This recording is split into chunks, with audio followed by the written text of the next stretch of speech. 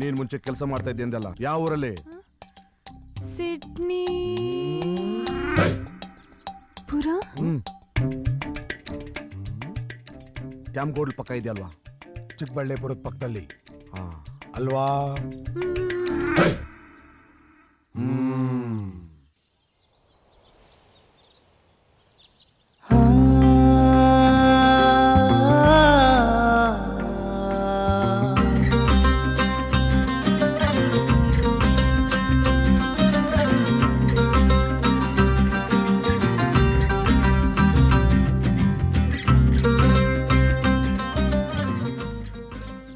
ಇದ್ರ ಮುಂಚೆ ಯಾವತ್ತೂ ಕೆಲಸ ಮಾಡಿಲ್ಲ.